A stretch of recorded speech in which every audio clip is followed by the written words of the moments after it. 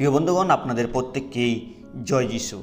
ভিডিওর শুরুতেই আমি বলতে চাই, এই ভিডিওটি শুধু যারা খ্রিস্টান, যারা খ্রিস্টীয় বিশ্বাসী, যারা প্রভু যিশুকে অনুসরণ করে, পবিত্র শাস্ত্র বাইবেলকে অনুসরণ করেন, তাদের জন্য এই ভিডিওটিকে তুলে ধরা হয়েছে।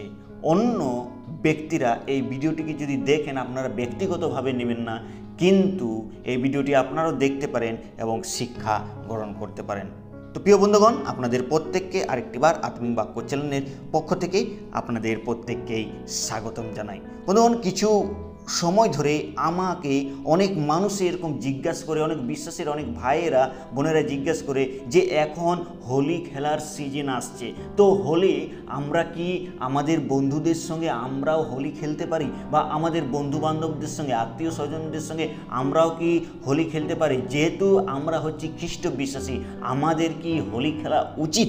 এই বিষয়ে অনেক সময় প্রশ্ন আসে। বন্ধুরা, অনেকজন প্রশ্ন করে যে আমরা যদি হোলি খেলি, আমরা যদি রং খেলি, আর তাহলে আমরা কি ঈশ্বরের বিরুদ্ধে পাপ করছি? আর যদি আমরা হোলি খেলি তাহলে ঈশ্বরের নজরে কি আমরা মন্দ হব? আর যদি আমরা হোলি যে খেলছি সেটা কি আমাদের পক্ষে উচিত না অনুচিত? সেই বিষয়ে অনেক মানুষের প্রশ্ন থাকে। আর অনেকে কি করে, আর সেই বিষয়ে না জেনে তারা ভুল পথে চলে যায়। তারা অনেক সময় বলে যে অনেক মানুষ যারা রয়েছে তারা অনেক ধরনের কথাকে বলে, অনেক মানুষ অনেক ধরনের ভিডিও বানায়, আর তারা বলে যে না, এটা আপনারা করতে পারেন, তাতে কোনো আপত্তি নেই, একটু গিয়ে রং খেলুন, তাদের সঙ্গে মিলামেশা করুন, তাদের সঙ্গে সম্পর্ক বাড়বে, এটাতে কোনো আপত্তি নেই। কিন্তু দ্বিতীয় গ্রুপ যেটা বলে যে না, এটা ঈশ্বর প্রভু যিশু যখন আমাদেরকে জগৎ থেকে পৃথক করেছেন, আমরা যেন পৃথকতায় জীবনযাপন করি, যেন আমরা অসমজোয়ালিতে যেন আমরা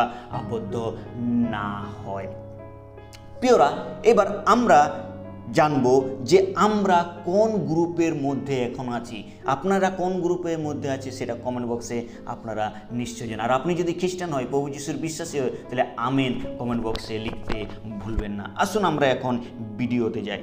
রং খেলা একটা বর্তমান সময়ে কি এটা পৌরাণিক ঘটনা অনুযায়ী অনেক দিন ধরে এই রং খেলা চলে আসছে। আর এই রং খেলাতে মানুষ আনন্দ করে, হই হাল্লা করে, তারা অনেক সময় অনেক মানুষ নেশাগ্রস্ততে, ইউথরা নেশাগ্রস্ততে জীবনযাপন করে, তারা রং খেলে, তারা আনন্দ করে, এবং তারা নতুন যে সিজন, সেই সিজনকে তারা স্বাগতম জানায়। শীতকাল পার হলো, এখন তারা বসন্তকে আগমন জানানোর জন্য তারা রংকে খেলেন। কিন্তু হোলির মেন যে একটা ঘটনা রয়েছে, সেই কাহিনীকে আসুন আমরা শর্ট ফর্মে জেনে নিই। জগতের মানুষ কেন হোলি উদযাপন করেন তার একটা ছোট্ট আমরা ঘটনাকে দেখে নিই, যে ঘটনা আধারে এই বিষয়টি করা হয়েছে। হোলির বর্ণনা অনেক প্রাচীন ধর্মীয় গ্রন্থে পাওয়া যায়। জমিনীর পূর্ব মীমাংসা সূত্র এবং নারদ পুরাণ, ভবিষ্যৎ পুরাণ এবং বহু গ্রন্থে এর বর্ণনা পাওয়া যায়।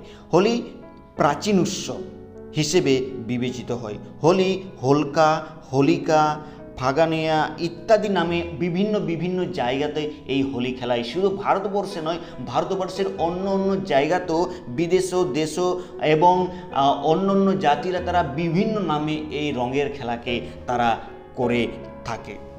পৌরাণিক ও ধর্মীয় কাহিনী অনুসারে হোলি উৎসব উদযাপনের কাহিনী দুষ্ট রাজা হিরণ্যকশ্যপের সঙ্গে সম্পর্কিত, যিনি ছিলেন বিষ্ণু ভক্ত প্রহ্লাদের পিতা।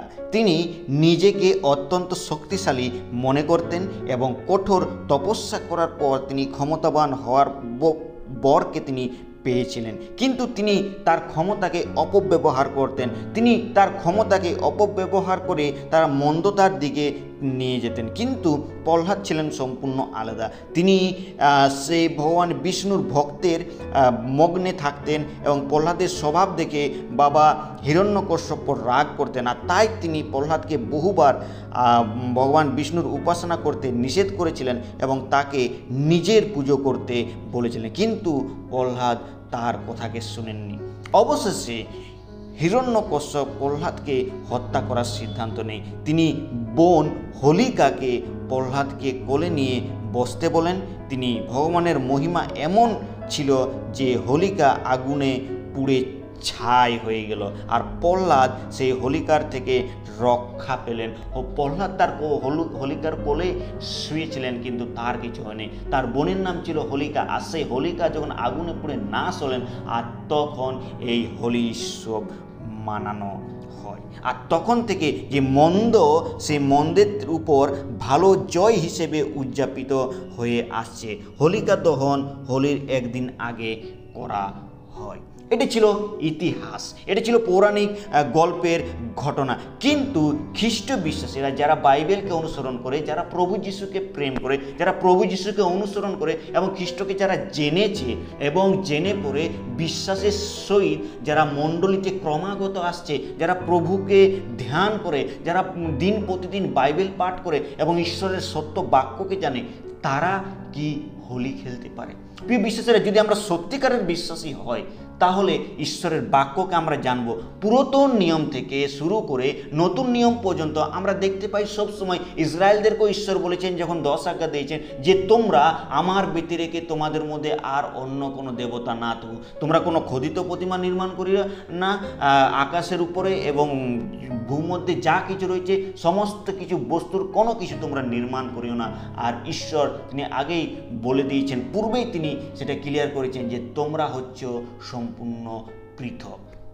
প্রিয়রা, ঈশ্বরের বাক্য আমরা নতুন নিয়মে আসি, সেখানে আমরা দেখতে পাই যে আমরা তাহলে আমাদেরকে ঈশ্বরের আজ্ঞা এটাই বলেছেন যে তুমি তোমার সমস্ত অন্তঃকরণ, সমস্ত প্রাণ, তোমার সমস্ত মন ও তোমার সমস্ত শক্তি দিয়া তোমার ঈশ্বর প্রভুকে প্রেম করিও। আর এটা হচ্ছে আমাদের মেন উদ্দেশ্য, যেন আমরা খ্রিস্ট বিশ্বাসীরা আমরা যেন পৃথক থাকি, আর আমরা যেন পৃথক থেকে ঈশ্বরের প্রেমে আমরা যেন জীবনযাপন করতে পারি। আর যদি এখনও পর্যন্ত আর যারা এই হোলি খেলার জন্য খ্রিস্টানরা খ্রিস্ট বিশ্বাসীরা যারা এখনও পর্যন্ত সেই হোলি খেলা করে বা যারা এটার প্রতিশ্রুতি দেয়, যারা এটার আজ্ঞা দেয়, তারা এখনও খ্রিস্টীয় বিশ্বাসী নয়।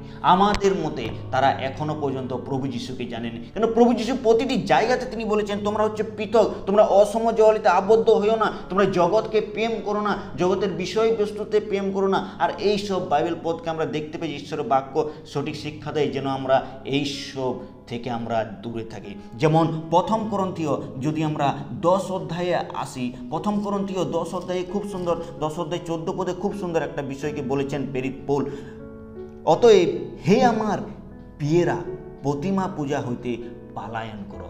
তার মানে আমাদেরকে সেখান থেকে পালিয়ে আসতে হবে।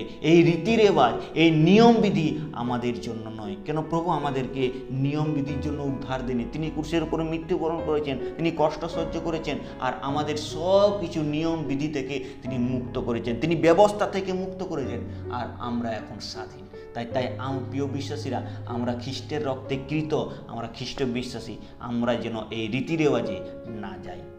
আর যদি কেউ যাচ্ছে তাহলে এখনো পর্যন্ত সে খ্রিস্টকে জানেনি। তারা হয়তো মণ্ডলীতে আসছে, তারা জগতের মধ্যেও তারা কার্য করে, আর তারা প্রভুকেও সময় দেয়, জগৎকেও সময় দেয়। যেটা হচ্ছে দু নৌকায় পা দিয়ে কেউ ঈশ্বরের সেবা করতে পারে না। তাই আসুন আমরা পৃথক হই, আর আমরা যেন এই সত্যটাকে জানি, যেন আমরা সেখান থেকে পৃথক হই, আর এইসব জায়গা থেকে যেন আমরা না যাই। এই ছোট্ট চিন্তাধারাতে ঈশ্বর আমাদের প্রত্যেককে আশীর্বাদ করুন। আর এই ভিডিওটি যদি ভালো লাগে, নিশ্চয়ই আপনাদের আত্মীয় স্বজনকে শেয়ার করতে ভুলবেন না, আর সাবস্ক্রাইব করতে ভুলবেন না। আর আরেকটি বার আপনাদের প্রত্যেককেই জয় যিশু।